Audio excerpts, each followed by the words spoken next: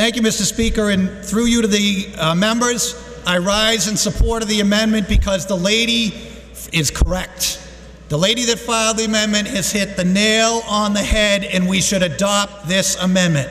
Ladies and gentlemen, I have never heard, and believe me, I've heard plenty before, I have never heard more double talk and hypocrisy in this chamber than I have today. Ladies and gentlemen, the bill that is before this House is unconstitutional. And the reason that it is unconstitutional is the very reason why 5 years ago in 2004 and 3 years ago in 2006, the majority of the members of this House would not support Republican proposals which recognize the importance of having the voters choose their next United States Senator in an election 5 months from the date of the vacancy, but also the need to fill a temporary vacancy until that election occurred.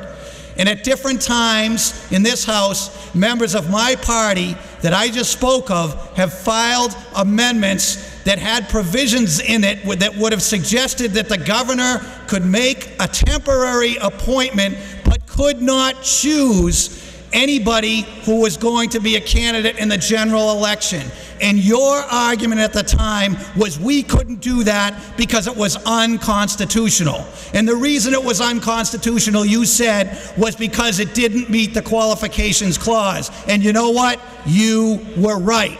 And for the very same reasons today, we can't direct that the governor, when he makes an appointment to the United States Senator, picks a Republican or a Democrat, depending on who the governor is, because it is a violation of the qualifications clause of the United States Constitution.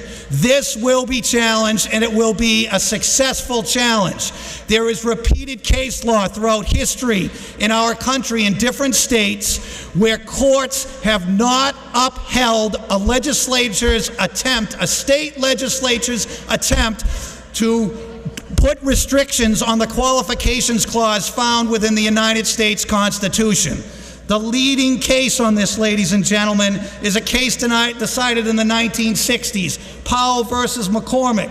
This case was upheld in 1995 in U.S. Term Limits, Inc. versus Ray Thornton. As recently as 1995, the United States Supreme Court has equivocally said that state legislatures cannot place restrictions on qualifications to take office in the United States Senate or in the United States Congress that are found within Article 1, Section 3 of the United States Constitution. The United States Constitution is very specific. Article 1, Section 3, in part, states, "No person shall be a senator who shall not have attained the age of 30 years and been 9 years a citizen of the United States, and who shall not, when elected, be an inhabitant of the state from which he shall be chosen." Now, many of you might say, that's all well and good, but there's nothing in that language that restricts state legislatures from adding to that qualifications clause, and you're right about that. However, as I have said earlier, repeatedly throughout the history of our country, state courts and the federal courts, the United States Supreme Court, has said you cannot expand the qualifications clause.